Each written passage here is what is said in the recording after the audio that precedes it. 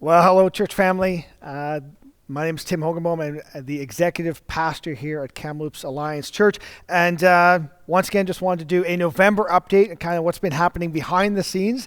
This is an opportunity for us as a staff, or me as an executive pastor, to be able to bring you in behind the scenes as to what's going on, talk about finances and the events happening, all these other things. So thanks for joining us, and let's get right into it. Well, first off this month, we had the Women's Ministry Harvest Fair, and it was a time where 60 plus women got together and just desperately leaned in towards knowing God. And Danielle was able to speak in terms of John 15 and what does it mean to dwell in, to be able to rest in and to abide in Him. What does it mean to have Scripture on your tongue and on your heart and to memorize Scripture? And so it's these kind of events that want to and that draw us closer in to one another as a community, but also to God and to what He's calling us to do. And so it was such a good event. It was so well received. And so it's exciting to see things like this happen week over week, month over month, year over year here at our church, where we're calling people into a closer, deeper intimacy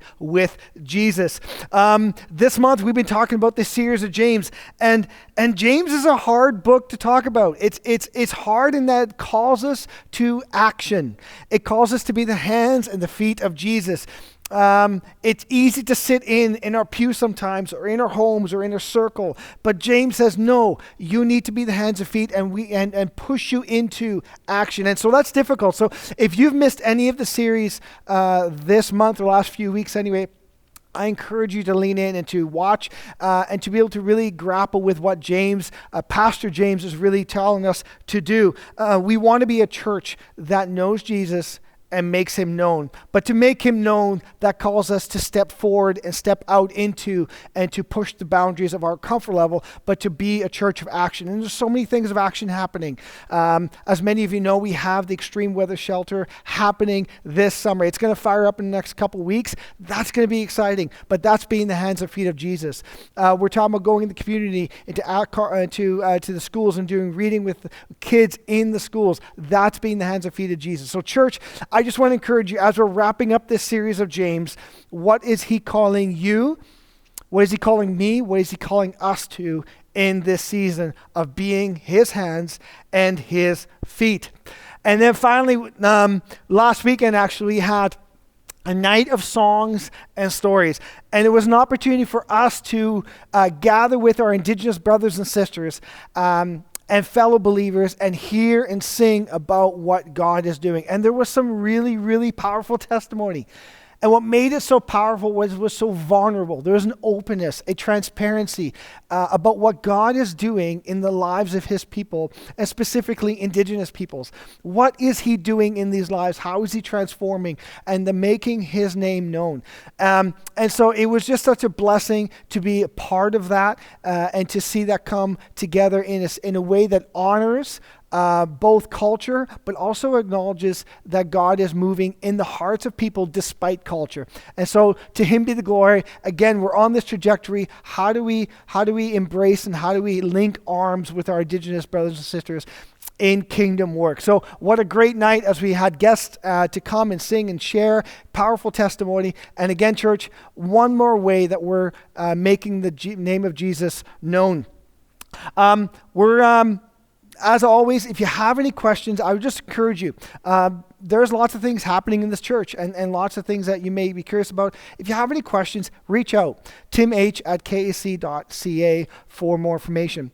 I'm going to go into the finance update. Normally, I'd run to my next slide, but we actually just did a recording a few weeks ago to the church, so we're going to show that slide. I am wearing the same blazer, but I'm wearing different jeans, so it's not the exact same day. But it is just a kind of a snapshot as where we are financially as a church and where we're going to be going in the next little while. Hi, Casey. This is Tim Hogenboom here, the executive pastor here at the church. And I just wanted to invite you into a conversation around finances and some quick updates on what's happening down the road. For those of you who are new and just here and going, why are we talking about money already? Look, please don't feel any pressure. This is a conversation, kind of like a family gathering around the table to talk about kind of what's going on behind the scenes, kind of, what is happening at the church. So please feel no pressure. Just sit back, relax, and enjoy the ride, if you will. Okay. So again, why do we do this? Church, we want to bring you in into what's going on. This is our church. This is your church. And so we just want to be open and transparent and go, hey, here's where the numbers are at. Here's where things are at, just so you know. So let that be kind of a starting point for the conversation today. Before I move into the next slide, it's worthy to note, when we're looking at finances at our church, there's two areas of giving, if you will. You have a designated fund and the undesignated fund. Now, designated funds are funds that are set aside, they're earmarked specifically for a purpose. So that could be a capital campaign, it could be missions, it could be community care, but when you give to that, that is the only place that that can go. The other part is the undesignated funds. That's the general fund. And that's kind of the operating costs to keep the building alive. As I said before, lights, ministries, wages, parking lot clearing, garbage, you name it. Whatever it takes to operate this building, that is kind of under the undesignated fund area oversight. So when we're looking at finances, that's kind of the one that drives, day-to-day operations, and that's the one I wanted to talk about this morning. So when we're looking at a year-to-date from the first of the year all the way to October 31st, we had total revenue budget for $474,000. We actualized $457,000. So 92% of what we'd expected to come in has now come in for the end of October. When we're looking at total expenses, $542,000 what were budgeted, but we only actualized $517,000. So we only spent about 95% of our total expenses. Now, we had budgeted for a $40,000 loss. And some of you going like, loss? Why are we talking about a loss already? We're only in October. Great question. We budget loss knowing that for the end of the year, we would see a revenue neutral. So we fully expected to be at a loss in October, given the rhythms and patterns of giving and whatnot. So $40,000 is what we had budgeted for, but we're actually sitting at a $52,000 or $53,000 loss. So that's about a $14,000 difference in what we had expected to where we actually find ourselves today.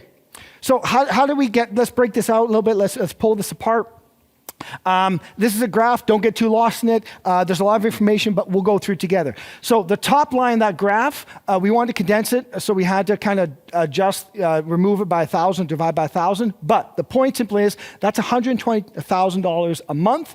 And you can kind of see we're kind of floating along that all the way back to January 2020. We're floating on that. We're seeing January 21st, still floating, some high points around the end of year giving. Fiscal year giving, again, January 2022, and near that June, July, we start to see a trend upwards, which is really encouraging. So that's such a great, the trajectory is strong, let's put it that way. The bottom two are interesting because the bottom two tell us, first off, the average number of donors that we have, and then secondly, the average dollars per donation. And so that's what this top line is. We see an increase in the average number of donations all the way up to June of 2021, and it kind of plateaus from there with a little bit of whip coming near the end. Meanwhile, at the same time, we saw a decrease in the donor number to a low point of March of 2020, and kind of incrementally increase, but really be stagnant all the way through. And so what's that's telling us is that actually there's less people giving more. And that's what's able to carry us through and kind of give us a little bit of an uptick at the front. But look, the reality is that we're still kind of running behind in terms of what we need to operate this building and operate the ministries and do the work that we're doing. And so our hope isn't that a retired head fund manager comes in and all of a sudden drops a pile of money and says, here you go, here's your pump it off. No, that is not what we're after.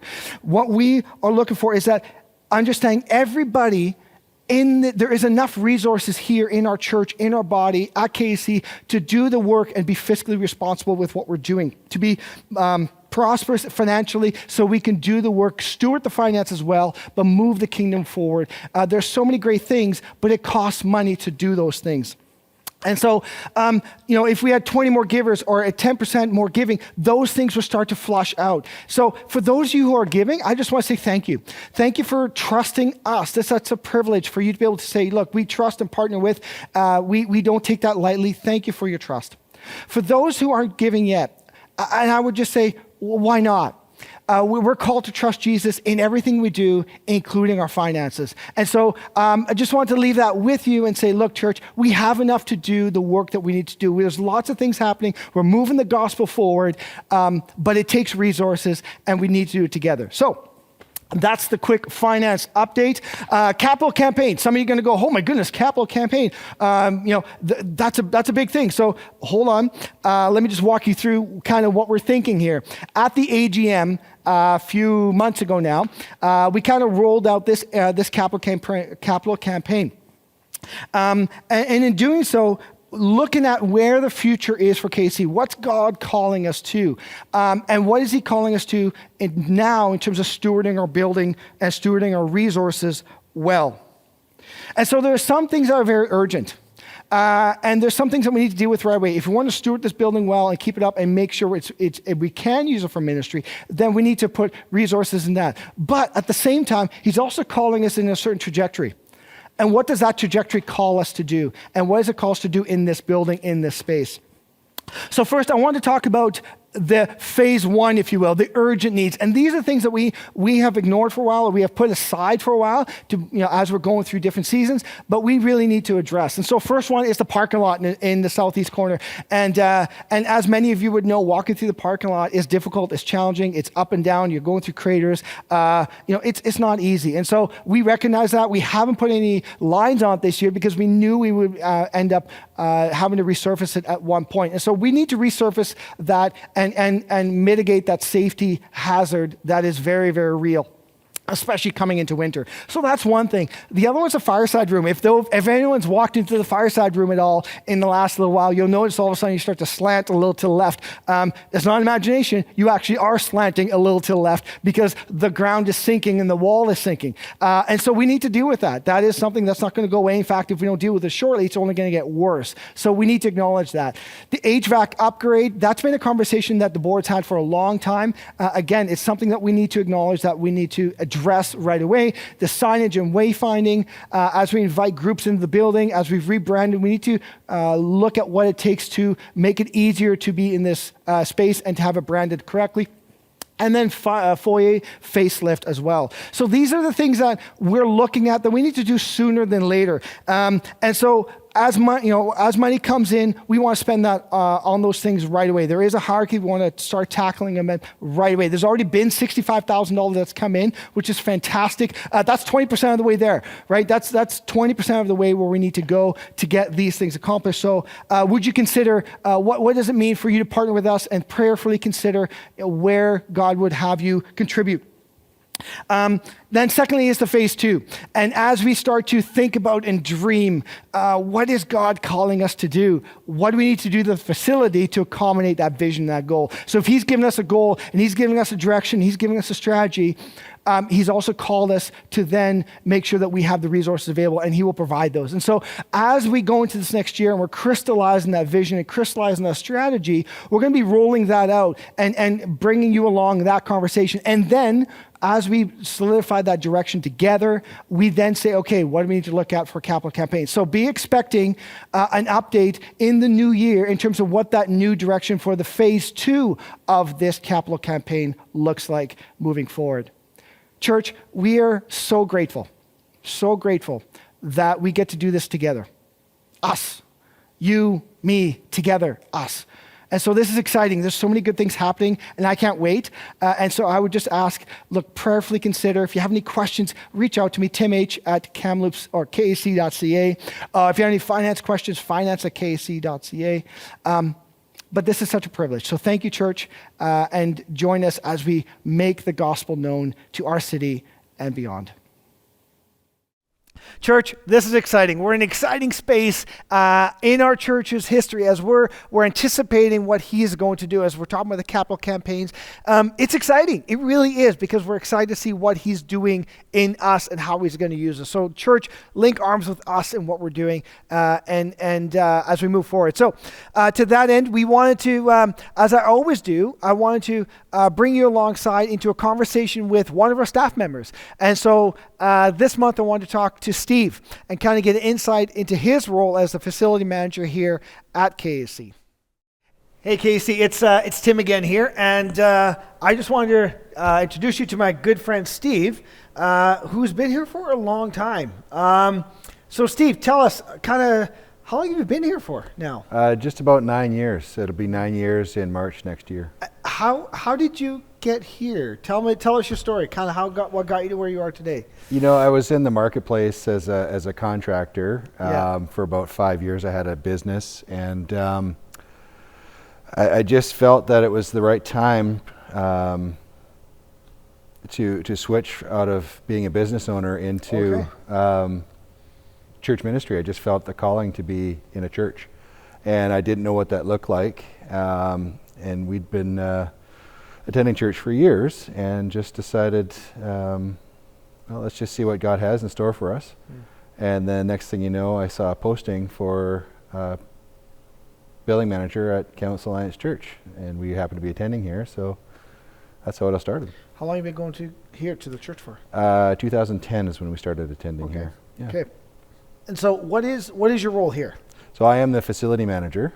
And what does that all mean? And so that means I am basically responsible for the maintenance and upkeep of all of our buildings and our grounds. So that includes things as simple as vacuuming the carpets to making sure our emergency lighting systems work, our fire alarms work, our security camera system works, our alarm system works. All of that stuff takes maintenance and time, and then it also includes things like unexpected incidents from being a building that we open to the public, and we also have many ministries happening here, so the building is very well used. And with much use comes much wear, and that wear requires maintenance. So things as simple as black scuff marks on the floors to holes in the walls. You know. So your workload gets a bit busier after youth night sometimes? Sometimes, yes. So how many square feet are we talking about for the building here? Because you'd know that. 34,000 square feet roughly. Okay. Yeah, that includes the church building and then both stories of the ministry center. Right. That's just the buildings. I haven't done the math on the property itself, but it's a good chunk. Yeah. You know, and yeah, when it snows, you know, there's a lot to do outside, and all that has to get done before ministry happens. Yeah. So sometimes that's an early day, and then of course doing ministry, sometimes that goes into the evening too. So yeah, and I think that's the integral part. A lot of the work that you do, no one ever sees. Yeah, and you know, it's kind of neat. I do see my role here as a ministry, in the sense that I get to support the ministries. I have the privilege of knowing that when somebody walks into a room and they see that someone's taken the care and the effort and the time to set it up nicely so that the flow works, everything has got its place and it's neatly appointed, then people can come in and relax and not worry about the little things like why wasn't this thought of. And that also allows ministry to flow. You know, when there's no distractions about the little things like a clean washroom, you know, ministry can happen. And I love that I get to be that behind the scenes person that supports all of our pastors and supports all of the people going through our programs, that they don't have to worry about that stuff. It's taken care of. And I think that's my ministry here. I think you said to me once that if you're doing your job, nobody notices. Exactly. Right. Yeah. And I think that is so true. Yeah. Right. We come in here and the floors are always clean and the doors are always locked and, you know, the building always looks great. But to do that takes a lot of manpower and it takes a lot of organization and maintenance and upkeep. And I think it does often go unnoticed. So you know, it's appreciated. So thank you. What is kind of the day in the life of a Steve look like as a building manager? Like, just walk us through kind of like what keeps you busy throughout the day. Because I mean, you know, some would say, hey, you just got to vacuum in the sanctuary once a week and really make sure the bathrooms are clean, but that's about it. But there's a lot more to that. Yeah, there is a lot more to it, and you know, that is definitely part of it. But you know, like I said before, you know, all the systems have to be maintained, and sometimes that requires research on new products that are coming out, improving old products that we currently have. It includes getting hold of contractors, which, you know, is not always easy. Organizing those contractors to come in and do the necessary work that needs to get done by a professional, like an electrician or a plumber. You know, some jobs are just bigger than a maintenance task. So yeah, I mean, everything from fixing chairs to touching up the paint on a wall, scuff marks on the floor, vacuuming the floors, making sure the tables and chairs that people sit at are in good shape, you know, for them to not fall on their laps when they're eating a meal or trying to write in their notebook. You know, there's so many things that go on with monthly checks of all the systems to make sure they're in check. Making sure that I'm involved in knowing what is happening in the facility so that all the preparation can be thought of in advance, so that nothing gets left to chance. Nobody likes running around at the last minute worried about where is this, how is that going to work, why didn't this happen? And so all that takes planning. And I find it very necessary to have a to-do list and to have an organized system for the day, because inevitably whatever I plan for that day gets sidetracked by a request that may come in, or a group from the night before may have left some damaged items or even lost their own things and I have to go looking for it. Or there might be ice on the parking lot that's, you know, happened overnight that nobody was aware of was going to happen. You know, there's so many different things that happen every day.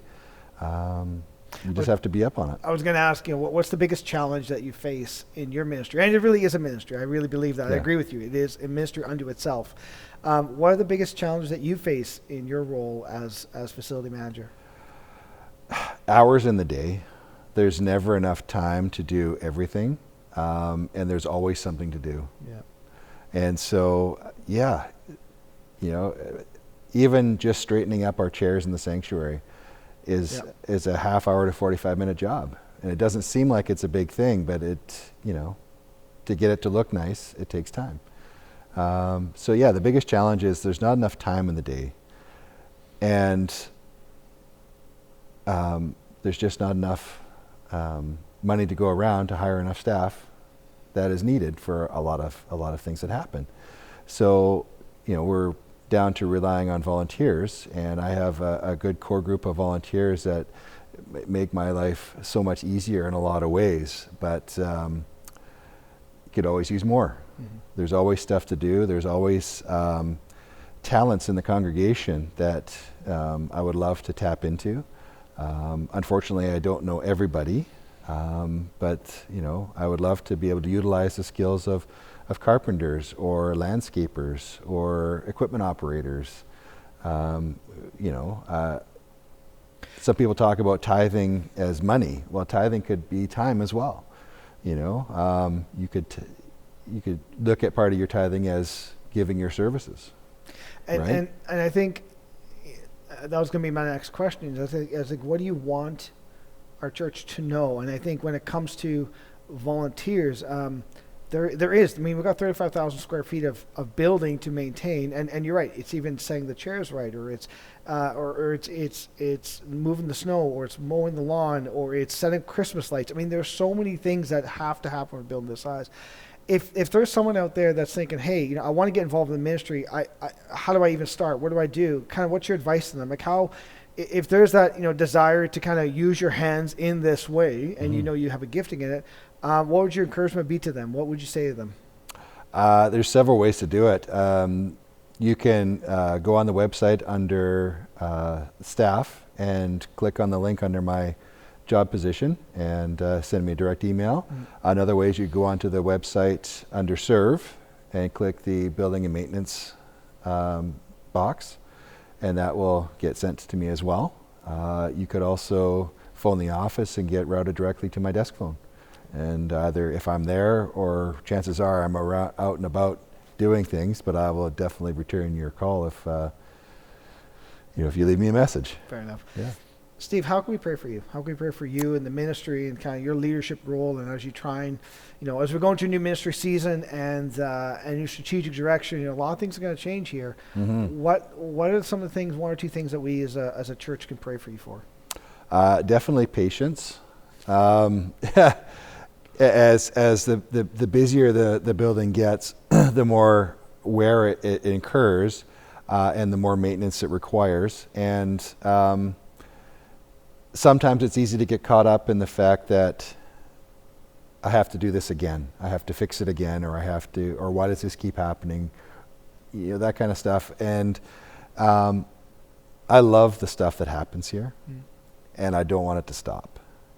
And so I just have to always remind myself that this is a good thing that our building is used. This is Amen. A good thing Amen. That people are coming here and feeling cared for. People are coming here and feeling safe. Even people that are coming here that don't know Jesus can walk in and appreciate that we're a church that takes pride in everything we do, right from setting the chairs up to doing amazing ministry through Alpha or Genesis or Rooted, any number of things. So, patience for myself to just, Amen. remind me of God's mission every day. Steve, you've always impressed me in terms of your willingness to serve, and you take tons of pride in the building, and I think that's so important. So thank you for your faithfulness to show up day in and day out and just, carry on and doing what you're doing. So thank you for that. At the same time, you have such a heart for ministry, and it is a gift for our church to have somebody who takes such pride in the building, but B, loves ministry the way that you do, and gets it that this building needs to be used, not abused, but needs to be used and needs to be well worn by the by life of this building by the end of its life. And so we, Steve, are as a staff and as a church are grateful for what you do. Thank you for your faithful service. You're a gift. You and Connie are a gift to our church family, to our staff, to the ministry that happens here at KSC. So thank you, Steve.